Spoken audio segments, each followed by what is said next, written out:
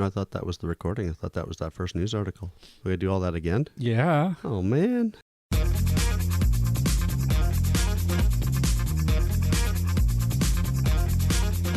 Welcome to AT Banter, the podcast where we discuss anything and everything regarding the world of assistive technology. With our hosts, Steve Barkley, Rob Minot, and Ryan Fleury. Now, let's banter.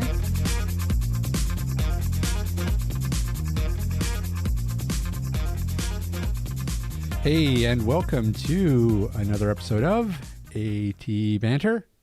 Banter. Oh, you're slow today. What's going on? Did you get enough sleep? Never. Go to sleep. Yeah, I hear you. This podcast is becoming a full-time gig. Yeah.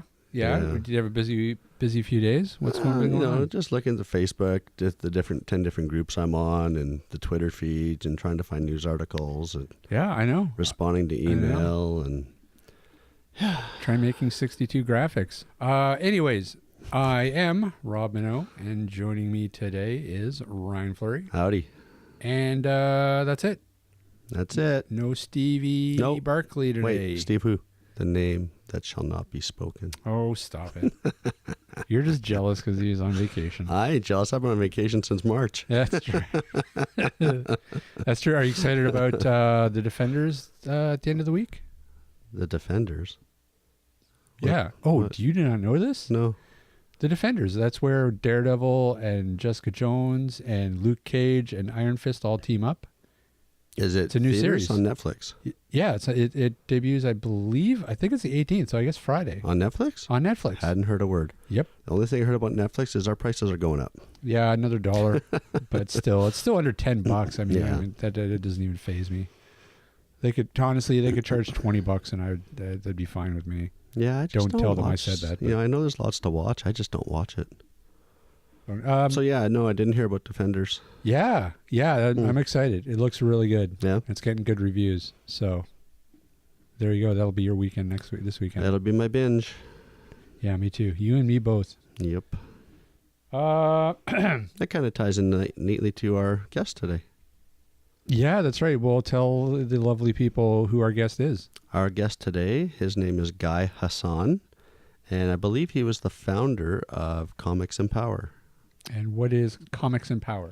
Comics and Power are audio comic books. That's right. So they are just a person narrating the comic strip. They also describe the panels that each comic strip is contained in. They talk about the different characters. I listened to a couple samples this morning, and they're really well done. Yeah, I'm interested to hear about what the process of making the audio comics is and how involved it is, and I got all kinds of questions for him because you know me, I'm the comic geek. So. That's just it. This is a great show for you. Yes. I'll sit back and just listen. Yep.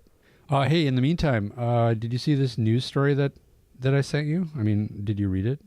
I didn't read the whole article. I just clicked the link and listened to the one interview the guy was doing saying he was being sued by a guy because his website wasn't accessible.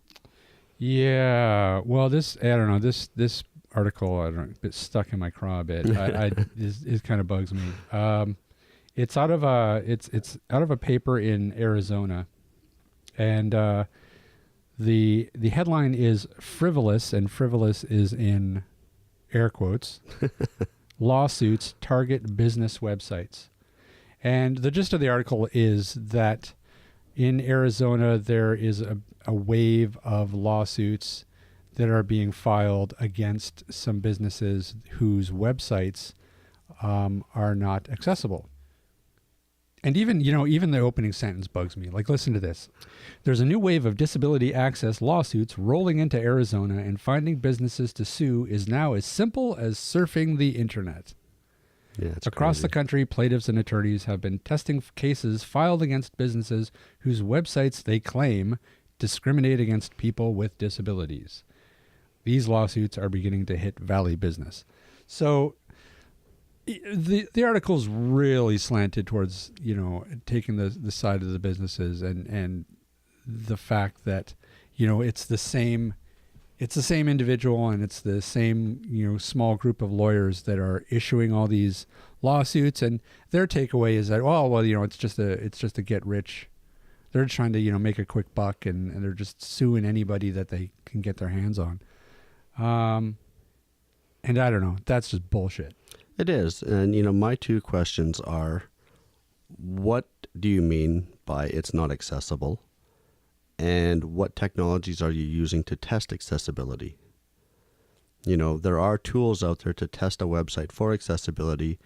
And if you're just, willy-nilly trying to use a screen reader or a magnification product to navigate a site and you don't really know how to use your product properly, sure, you could say the website's inaccessible.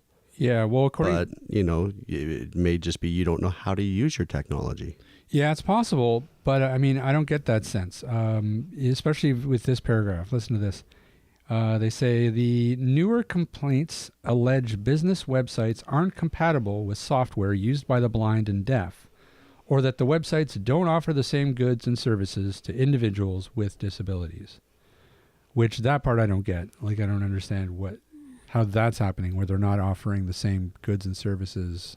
Yeah, I would think whatever's available on the website is available on the website. Right. It doesn't filter because you're using a screen reader. But, again, the phrasing, how, the websites aren't compatible, like that right there, that strikes me as, it's the websites aren't built accessible. It's very vague. It's very vague. I'd like to actually have a sample of a couple of these websites, or at least one of them, and throw 3 different screen readers I have at it. But in general, a screen reader is a screen reader. Unless if JAWS would be able to read something that, say, WindowEyes or NVDA couldn't.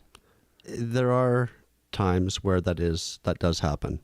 There are times where you'll use one screen reader to read a website, and then you'll find that, it's JAWS isn't reading as well as NVDA does on another website. It's same with browsers. Sometimes I find Firefox will open a website much nicer or in a more accessible fashion somehow than Chrome or Internet Explorer. So the days of having one screen reader and one browser are over. You need multiple tools in your toolbox now. Yeah, well, that being said, it's still relatively easy to build a website that, for the most part, is accessible to most screen readers. I would think so, and I would think these businesses have web designers, and as I mentioned earlier, all you got to do is a Google search, and you'll find W3C Web Consortium guidelines. Bobby approved. There's all sorts of website testing tools out there to help you along if you're not sure how to do it.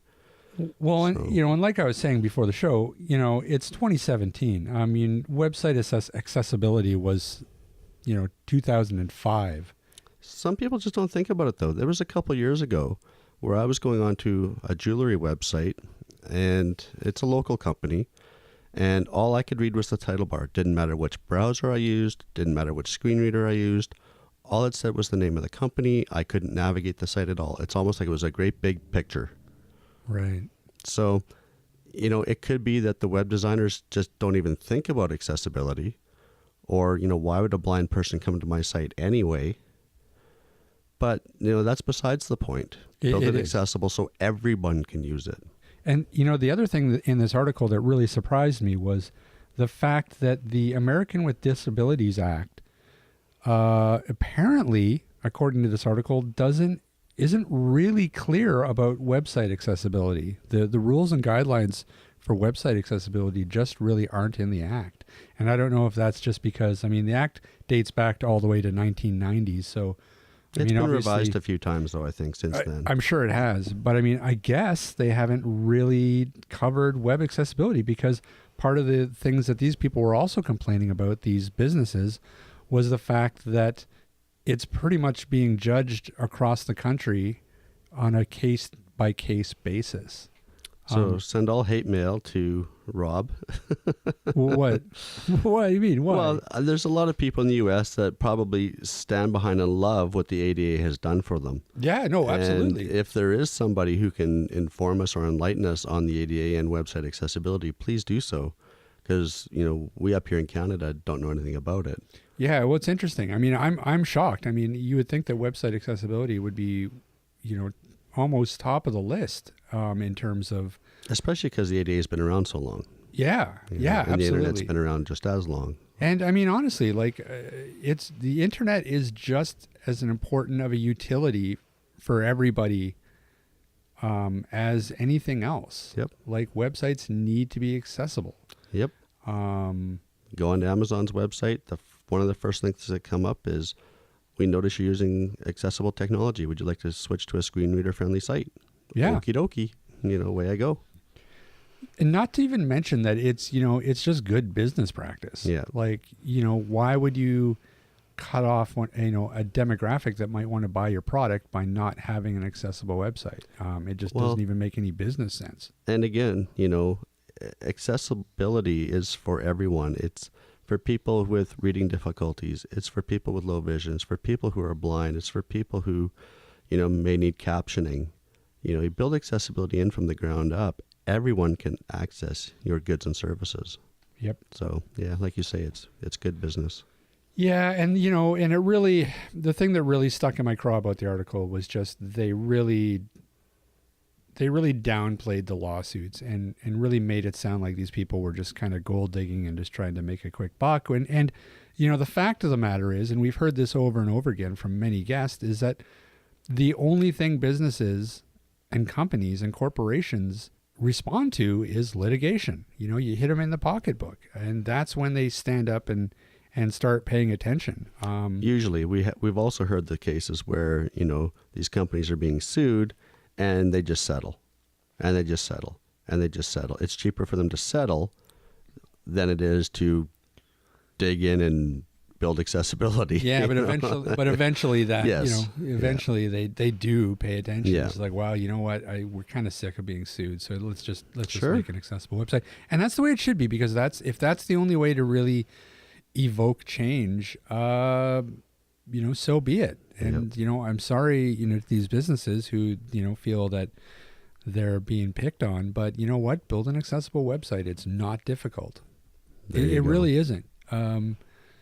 Yeah, there's just no excuse for it. It's 2017, people. Like, get with it. Yep.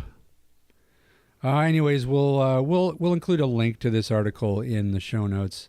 Send us your comments and your feedback. I'd be interested to know what other people think and what other people's take on it is. But I don't know. I thought the article in general was pretty snarky, and I don't know. I kind of rolled my eyes at it. So, joining us today is Mr. Guy Hasson, who runs a website called Comics and Power, which produces and sells independent audio produced comic books for the visually impaired.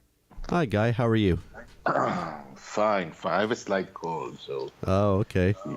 your listeners may hear a deeper voice than usual. That's all right. Thank you so much How for you doing? joining us today. We've actually known about the site for, I don't know, for about a year now, and you've actually been kind of on our list of people that we've wanted to talk to. So we're excited to talk to you today. Oh, sure. Well, I'm happy to talk to you guys. I'm glad that you took the time to spend time on this. I think it's important. Mm-hmm. Yeah, absolutely. So, and I'm fascinated to hear about just how Comics and Power started. Like, what made you approach comic books and decide that we need comic books for visually impaired people? Well, the truth is that there's absolutely no reason. I was minding my own business. I started this indie comic book company, digital comic book company called New Olds Comics, and just about a year into it, I was just traveling, surfing the internet, and for it completely unexplained, there's no reason for having this thought. I just had a thought, why are there no comics for blind people or visually impaired people? And So I checked, and I thought, in my head, I said, you could do it like this. You could describe the comic book like this, and it would give people the comic book experience. And in half an hour, I had both a plan about how to do it and how to build the website and how to test it out. So in 1 month, the site was up. With, in the beginning, it was just 3 comic books, just as a test. I had no blind friends at the time. I didn't know anything about the blind or visually impaired world, and I didn't know if it would work. It was just a guessing game. So 3 comic books and tested it out. It seemed to work. People really liked it. People were hooked by the displayed comic book behavior. You buy one, then you want to buy the next one. Right. Now, so did it surprise you that there was nothing out there at the time? Yes and no, because I can understand why there's nothing, because everyone sees comic books as a visual medium. Right. So how would you, why are there no Rembrandts for blind people? Because how would you describe it? I'm not a visual person. I directed a movie once, and I do comic books, and I write books. But whenever I describe something to you, I imagine stick figures. I'm not a visual person. So everything to me is just a story. So when I see a comic book, even though, sometimes the art is amazing, what I see is the story. So what I tell you when I show, page 1, panel 1, I tell you the story. I don't describe everything, which is one of the main ways to do the way we do comic books, audio comic books. I just tell you the thing that's pertinent to the story. And then even though, I go panel 1, page 1, panel 1, and then, Spider-Man jumps on the wall, and then Spider-Man says so-and-so. When you get used to the rhythm of that, it keeps you riveted, because I only stick to the story. And sometimes you have to take your own bias out of it, because, sometimes the color of something is amazing. And even though some blind or visually impaired people have experienced color, many of them don't. So sometimes it hurts you to leave out the colors, or the specific style in which something is drawn. But then once you do it and you look back at it, it isn't really missing. And one of the tests, by the way, was on a comic book called Winter with Y, which is visually stunning. Right. You can just search for Winter comic book on Google, and you'll see it's visually stunning. And I had to do that to make sure that it works. And it turned out that, when you look at it, you say you can't possibly do this without talking about the graphics.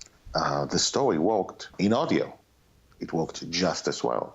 So that was my main test. Yeah. And from that point on, we started growing.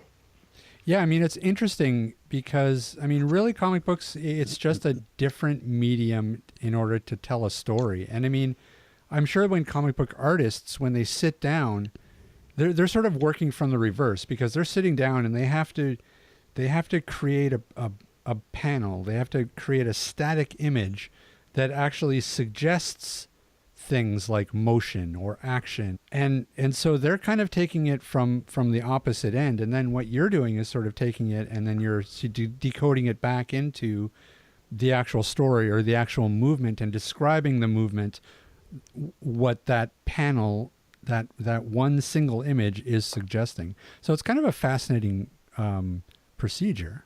Yeah, it was in the beginning. And in the beginning, it was guesswork. But slowly you get into it and you get used to it, and things proceed. But a good example, a good way to see it is if you take basically almost any Spielberg movie out there and you just freeze the frame, you see the story visually. This guy against that guy. This guy is inching closer to that guy, or whatever the story is at the moment. Right. But so there are many storytellers who can just, basically what they say is they give you a story. And you could translate that from the visual side to the to words. Yes. On the other hand, I'm sure there are things that are lyrical and not actually a story, and I would find those hard to translate. Now, so have you always been a comic book fan? Yeah, I grew up in Israel in the 70s, and we didn't really have comic books. We had, like, we heard of Spider-Man and Superman, but we didn't really have them. And there were like black and white comic books about Tarzan, and another one was basically Tarzan ripoff. I don't remember its name, but those are the comic books I had at the time. And then we moved to the States when I was 11, and I bought two things that first day: TV Guide, because we had one channel in Israel, and a Spider-Man comic book. Good choices. And yeah, and I read that Spider-Man 1,000 times. At the time, my English wasn't good enough to understand everything, and I knew the TV Guide by heart in a couple of days. So my mother says. Yeah, I really loved comic books, and I think maybe it wasn't a coincidence that I bought Spider-Man, because Spider-Man is one of my favorites. Yeah, mine too. Now, tell us about the comics that you sell and that you feature on the site. Are they all original creations, and were they created specifically for the format? I'd like to tell you that, but I also like to say where we're going, because Comics in Power so far has been it's a small operation, and its ability to churn out comic books is really limited. So we grew slowly. We started doing New World's comics, for which basically were comic books I had created. But we took on, so I didn't feel too bad about that because they got really great reviews. I also took on some of what I considered to be the best indie comic books at the time. Now also. And there was one comic book that I created specifically for the website, because we know it's called Comics in Power because that's what comic books do. Comic books empower. I think it has something to do with the fact that, they're heroes and they get over whatever troubles they have and find a way to win or to save the day. Right. And when I was running New World's Comics, I had a feature called, by the way, Comics in Power, because I wanted to get people's personal story about how comic books empowered them. And they're fascinating stories. We had a woman who was an actual live Indiana Jones. She did exactly everything he did except fight Nazis. And you could see a pattern. Like when I interviewed black fans of comic books, you could always see that blacks were empowered by black heroes, and women were empowered by female heroes, right. And Asians were empowered by Asian heroes, and so on. It was such a clear pattern, and I felt that it's a crime that there isn't a comic book with a comic book for. I'm setting up a comic book store for the blind, right, without a blind superhero. So I created a blind superhero as one of the first comic books that appeared. And it's called Aurora, and it exists only in audio. We did create some visuals for the covers in the beginning until we turned the website dark. And other than that, to answer your question, we had lots of really fun comic books from everywhere, even comic books from Australia. We had a company called audiacomics.com, which did comic books as movies, basically, like big productions with many actors and music, right, and stuff like that. That was their way to do it, and I was very, very happy to have their stuff at the website. My way of doing things is to give you a comic book experience, to go page by page, panel by panel. Right. And now we're working on the next stage. So it's, like I said, it's a small operation. So I slowed down the comic books now for a few months because we're working on the next step, which is creating an app, which will, if all goes well, this is the plan. But I need to talk to we're talking with Marvel and DC to get this done. Really? And see if they're, to see if they're going to play along with us. But the point is, it's an app. You go into a comic book store, you point your phone at the comic books, and it will recognize the comic books. It'll say Batman 273, and then it'll tell you what the cover is, and you can flip through it, like the first few pages, like a preview. Right. And it'll show you, page 1, panel 1. You can aim the phone at the thing. You can actually flip through an actual comic book, and it'll read it to you. Nice. No, it's not that smart. It doesn't actually know what's happening, and we feed it in advance. But it's kind of an AR kind of thing, augmented reality. And we want to, in the first stage, do a couple of classic things from Marvel and DC and IDW and so on, and see if it works. We'll just do everything if they let us. And you can go to a friend and you can flip through his, the comic books, even if you're blind. Right. Because some of them, the comic book fans do now is they have to wait till the friends read them the comic book. So first of all, they're not always in the mood to read it. And second of all, not everyone does it well. So you will have, as a visually impaired or blind person, you will have the ability to just, have the same comic book experience that everyone else has. You can go to a store, choose your comic book, buy your comic book, read it at home, flip through it, do everything. And you can also not flip through it because, the audio will play anyway, like a podcast. Well, and that's interesting too, because I'm not sure about DC, but I certainly know that Marvel does something very similar to that, in the sense of they have like an augmented reality app that you can use with their comics that will, say, give you additional information on a storyline or something like that. You can, you scan in a barcode on the actual comic into your phone, into the Marvel app, and it will, bring up additional facts. So it wouldn't be that far of a stretch for them to extend that concept out into your app. You don't want to walk into a comic book store and, switch from a Marvel app to a DC app to an IDW app to this app to that app. Right. Just walking through the shelves. You want one app, just like Comixology. Right. You can go through and you can go into the comic book store. Yeah. Very true. Very true.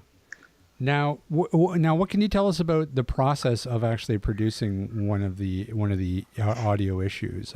Like, how involved is the process, and how long does it take in general? We've got a very small crew, so I'm the guy so far, since it's a small crew, just turning the visuals into texts.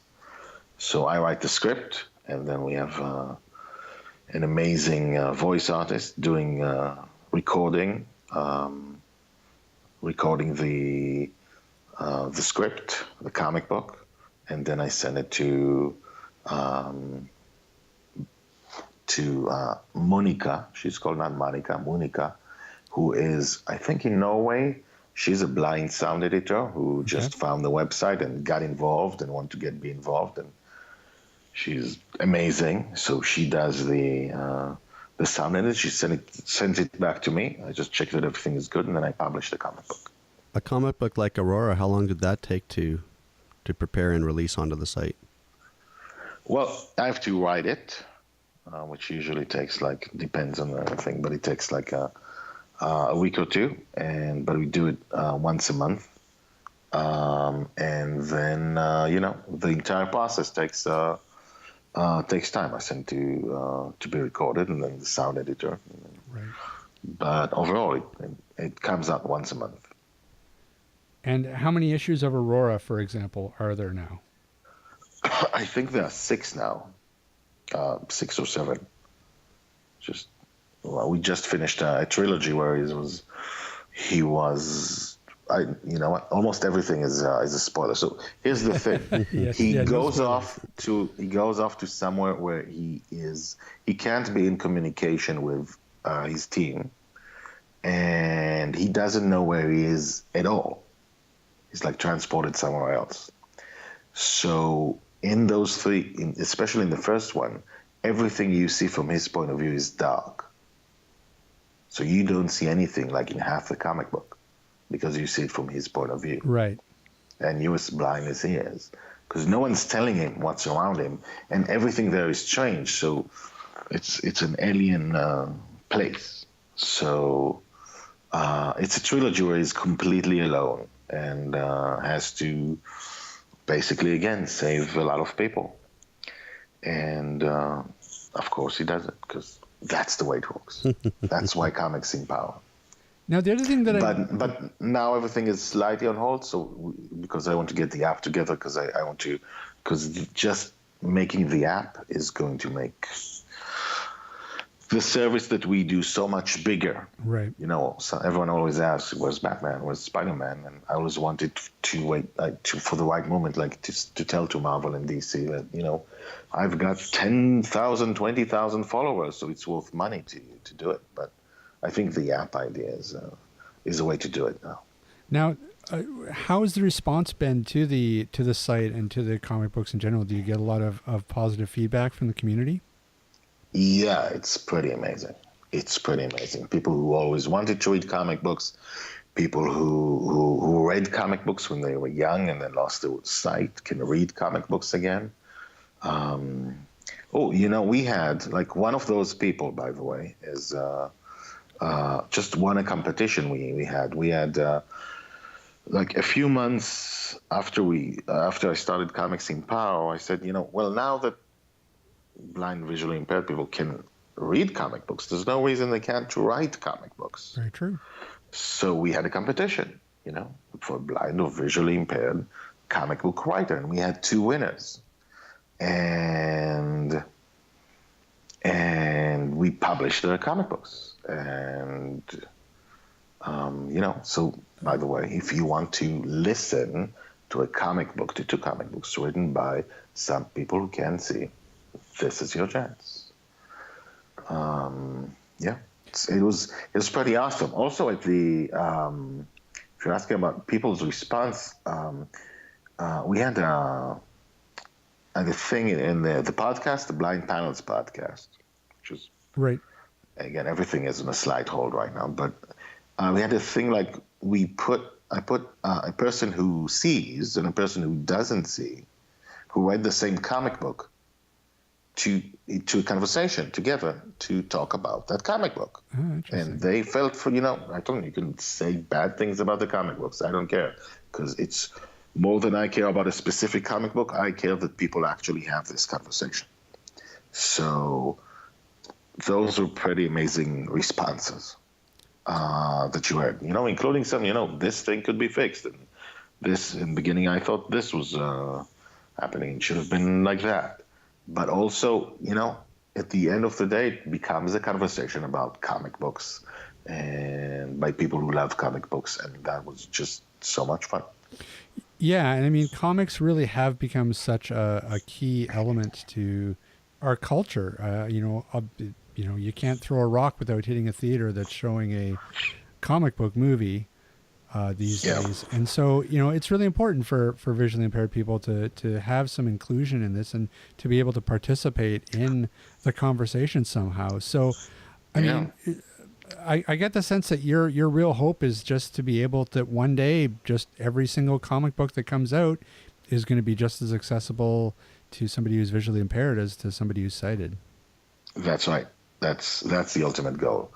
To not only to have, each month hundreds of comic books come out, but also to have most of the back issues of everything available. That's the big plan. And he's hoping step by step. Yeah, absolutely. Now you mentioned a podcast. Tell us a little bit about that. I had a podcast, which is now on slight hold because we're doing this, but it's called the Blind Panels Podcast. It featured interviews with really interesting people, blind and sighted. It featured interviews with people who are outcasts sometimes, in the nerd community. I started doing the conversations with blind and visually impaired or sighted people talking about comic books. Right. And that's where we're at in the Blind Panels podcast. It's actually got some fascinating stuff in it, and also some really important people in the blind community, aside from other sighted people. How many titles do you have of your comic books right now? I think we have about 50 comic books. 50?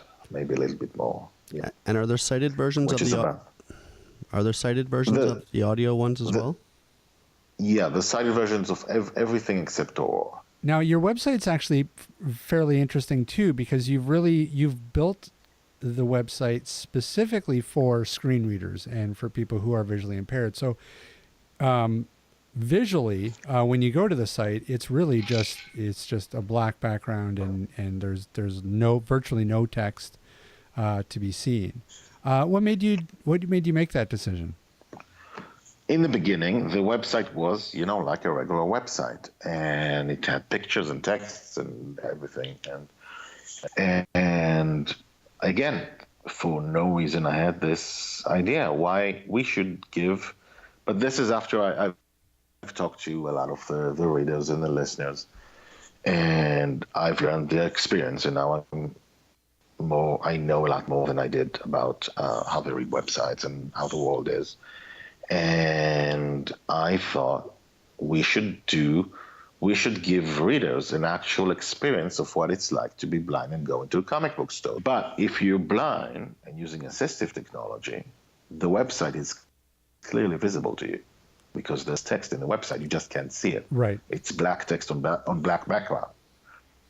And so the store is open to you, but I thought we should give people some food for thought and give a kind of a learning experience, what it's like to be blind and walk into a comic book store that you can't see. Yeah, I thought it was really cool. Makes you really think about the experience. It's gotten a lot of feedback, a lot more. We got noticed a lot more after I did it than before. Well, speaking of that, why don't you tell people where people can find Comics Empower on the web? It's comicsempower.com, but do check it out. And if you have blind or visually impaired friends who are interested in comic books, send them there. They don't have to actually leap into reading comic books. There's tons of free previews, but there's also a free 15-minute audio file, MP3, that you can download. You can download it for free, and it introduces you to how comic books work and what a panel is and what a page is, and explains everything to you. And it shows you the comic book experience from a sighted point of view, and then how every little aspect of it is translated to your audio version in Comics Empower. So that seems... So you can try that. People really like it. And again, that came from just talking to people who said, I don't know what a panel is. And I don't understand that thing with the bubbles. Because some people know what comic books are, and some people have never seen a comic book. So that's important. And are you on Twitter, Facebook at all? Twitter, @Comics Empower. Facebook, no. And comicsempower.com, and basically, hopefully, look for news, and the Blind Palace podcast, look for news about the app, hopefully coming to an app store near you. You know what? I wish you the best of luck in that. I really would love to see in a few years. I'd love to see blind people being able to enjoy comic books. It'd be awesome. And maybe write comic books as well. Yeah, absolutely, sure, for sure. It started out as just as a thought, just to close off where we started. This crazy thought, and then I thought I should do it because it's a crime not to do it. But it turns out, I think, one of to be other than family stuff, the most important thing I've ever done. So it's important. Guys, thanks so much for joining us today, and keep up the good work. Thank you, guys. Well, that was it. That was interesting. Well, it's nice that there's actually somebody out there who's focusing on comic books for the blind. We've had previous guests on that Mohammed Syed, who had Captain Afghanistan. Right. He was doing comic books as well. So, hopefully Comics Empower can actually get this partnership with Marvel and DC and these other guys and come up with this app to make more comics more accessible. Yeah, and they should really be open to the idea, because more and more, both DC and Marvel have been trying to make the actual comics more interactive anyways. Like I said, they already have AR apps as part of, almost every issue. So, this is just kind of the next evolutionary step. But actually, sitting down and describing a comic book, that process wouldn't actually be all that hard. Well, you'd have to have the same talent that people are using for, like, let's say, the Marvels, Luke Cage, or Daredevil on Netflix. You'd have to have a trained describer. Yeah, absolutely, sure. Yeah. I mean, it would be a similar process to video description. Yeah. But it certainly wouldn't be any harder, and I would think it'd be actually a little bit easier, because you don't have to worry about things like dialogue and making sure that the on-screen narration doesn't step over dialogue and or interfere with music cues or any of that stuff. Yeah.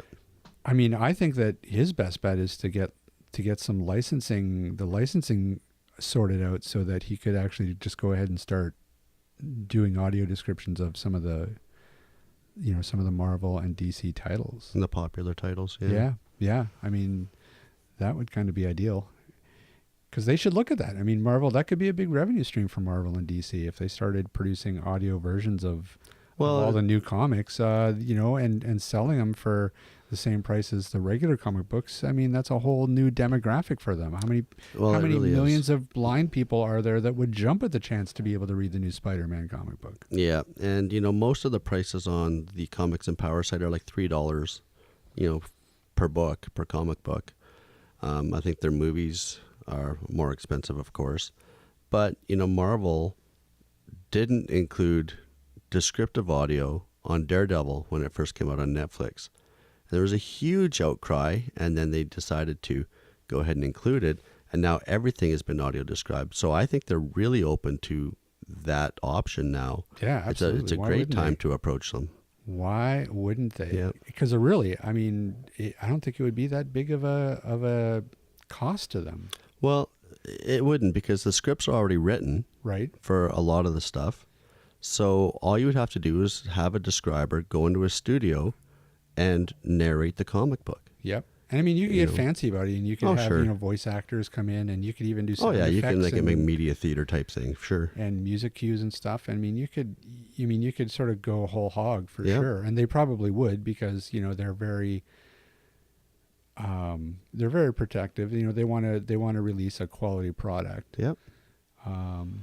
But like myself, being totally blind, I wasn't huge into comic books when I had sight. I read them from time to time, but I wasn't a big fan. I didn't have to have the most recent episode of whatever Batman. But since descriptive video came on to Netflix, and we're getting the Luke Cage and the Daredevils and all that sort of stuff in the movies on Blu-ray have descriptive audio tracks, I've really taken a turn. Sure. And now I'm a fan. Well, like I said, they're everywhere. Like comic books are so prevalent now. And it's gotta suck to just sort of be, excluded from all those conversations because you can't actually read any of the comic books. I'm surprised it's actually taken this long. We've had companies like Audible around for years. Yeah, audiobooks are a huge thing. Audiobooks are huge. Why has it taken so long for comics? And he's absolutely right in the sense that, comic books are it's just a different way to tell a story. Mm-hmm. It's just telling a story through a visual medium, as opposed to, a book. So, it's just as easy to transcribe a comic book into an audio format as it is a book, really. I would think so. If not, like you said, easier. Unless you want to go whole hog and do a whole like media theater production with, sound effects and different voice actors and. So I don't know. I think the community should start making some noise. Yep. And show them that there's a demand for this, and they'll do it. We've seen that in the past, time and time again, where as soon as people start making noise that they want something, these companies will listen. And we're pretty critical of stuff like descriptive video, descriptive audio, there are good describers and there are bad describers. So, we're not afraid to let the content owners know when there's something wrong. So let's turn that around and congratulate them on doing a great job on the products they have currently. Yeah, absolutely. And it'll only bring us more availability. Yep. Yeah. We are in agreement. So what's coming up on Friday? Well, The Defenders. What's The Defenders? The Defenders is a new series from Netflix that joins all the Netflix Marvel heroes together into one team who fight Sigourney Weaver. From Alien. Well, no, and she's... Aliens. Yeah, well... And Aliens 3. No, she's not... They're not actually fighting... She's not playing Ripley, but... No, but... like, I know that. Although that would be an awesome crossover. Aliens, just bring the aliens into Daredevil. And it should be described. So everybody jump on the Netflix bandwagon and check out The Defenders. This Friday. But listen to this podcast first because we release Friday too. So no Defenders until you listen to this podcast. That's right. Because we need the numbers, damn it. Hey, Ryan. Rob. Where can people find us? Today, they can find us online at www.atbanter.com. I would argue that they could find us there tomorrow as well. Let's Unless you know something that I don't. Not the note. It's all good. Okay, good. It is on your card. Oh, so, what? So maybe are you trying to tell me something? No, I think we're good till March. Okay, good. They can also drop us a line via email if they so desire. atbanterpodcast@gmail.com. They can find us on Twitter at @AT_banter. Or on Facebook, AT Banter. All right, everybody. Thanks so much for listening to yet another episode of AT Banter. I have been Rob Minot. And I'm still Ryan Fleury. And we will see you all next week. And hey, we might even have that Steve guy here, but no promises. Who? Steve who? The name that shall not be spoken. Just spoken, damn it. See you, everybody.